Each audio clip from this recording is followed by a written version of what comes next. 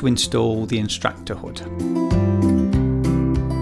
Before installing the extractor hood, read the instructions carefully. The cabinet for the hood is mounted without a bottom piece. You also need to cut a hole for the extractor pipe. A pattern for that comes with the assembly instructions for the hood. Use the other pattern for making smaller cavities on the inner sides of the cabinet. Remove all plastic protection covers and fix the hood. There are different ways to fit the pipes. Have a look at the assembly instructions.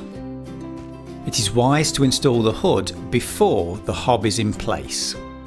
The hob could easily crack if you accidentally drop the extractor hood during installation. The cabinet for the extractor hood should be mounted without the bottom piece. However, sometimes it happens that our customers discover this too late. We will show you how to solve that now. Saw a diagonal cut in the bottom piece all the way into the back piece. Be careful not to make marks. Loosen the cam locks before taking away the bottom piece. Remove the screws and the dowels. How to install an oven in a base cabinet. When installing the oven with an adjustable shelf, read the assembly instructions to find out the correct height for the support rail. Measure where to put the reinforced shelf on which the oven stands. Fix the rail with the screws included in the oven package. These will, over time, prevent the shelf from moving due to the weight of the oven. After you've installed the oven, you may need to change the position of the shelf, so avoid fixing the shelf too tightly. Adjust the cabinet rail to create a ventilation gap.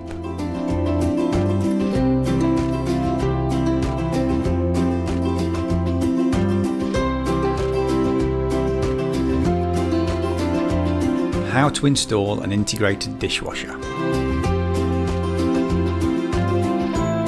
Some countries' laws and regulations state that our customers use a protection shield for leakage. First, put the devices for connecting the dishwasher with the cabinets in place. Next, use the filler piece to cover the gap between the machine and the cabinet. Then, fix the pads to protect the cabinet and worktops from scratches during the installation.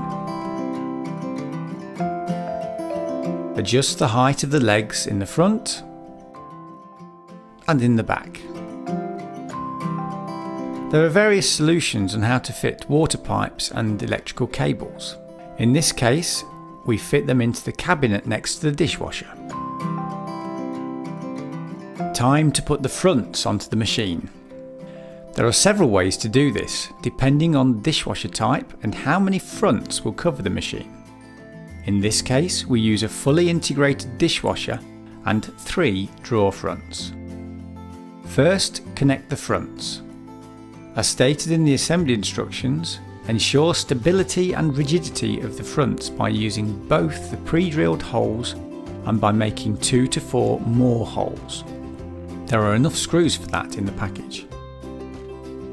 Next, put on the sliding hinges.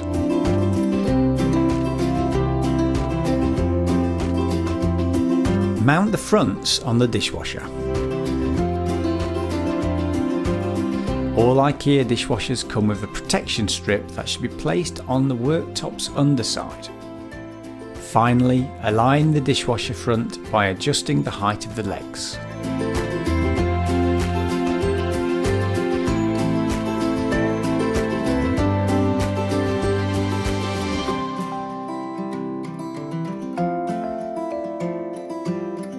Before cutting out a hole for the sink and the hob, the worktop's length may need to be adjusted. If using a circular saw, be sure that the guiding rail is correctly fixed to ensure you get a straight cut. In this case, we use an anti-slip guiding rail, but G-clamps are commonly used. By putting the worktop on the cabinet for the hob, you can indicate where to saw a hole for the hob. Make sure to remember which side is the worktop's front. Follow the assembly instructions and mark the correct measurements for the hob on the worktop. Leave a distance on the worktop's back edge between the wall and the cutout that is at least 55mm. This you need to make sure you have space for whatever wall covering you then use. Put a sealing strip around the hob to avoid liquid or food accidentally leaking down. Next, put on the clips that will ensure the hob sits tightly in the worktop. And last, the hob. If the customer chooses to have the oven in a high cabinet instead of a base cabinet, the hob separator allows you to have a drawer right underneath the hob. Follow the same procedure for installation of the sink. As always, read the assembly instructions carefully before you start. After customising the length and indicating where the sink will sit in the worktop, put the worktop upside down and trace the outline of the sink on the surface. Draw the correct measurements and cut out the space with a jigsaw. If the worktop is on top of a dishwasher, now it's time to put on the protection strip that comes with all our dishwashers. To prevent moisture from penetrating the worktop, apply silicone on the edges and the sealing strip. Place the clips and screws onto the sink. Put the sink in the worktop. Fasten the screws and put the worktop in place. Install the drainage according to assembly instructions. The water supply can come from the floor or the wall.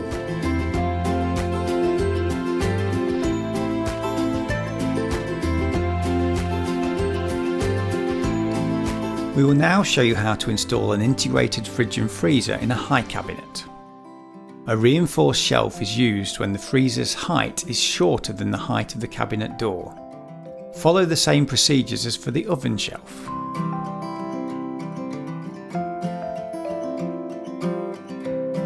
Look in the assembly instructions and measure where to place the upper shelf to which the fridge needs to be fastened.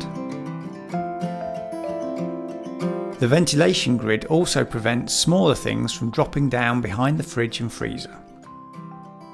Time to get the cabinet's doors in place. Fasten the 95 degrees hinges. Plug in and place the fridge and freezer in the high cabinet. The freezer's ice scraper also works as a measurement to ensure the appliance is not pushed too far into the cabinet.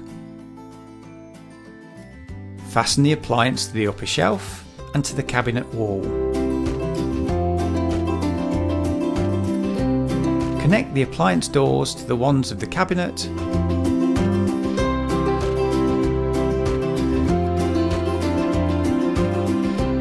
and finish with the protection cover.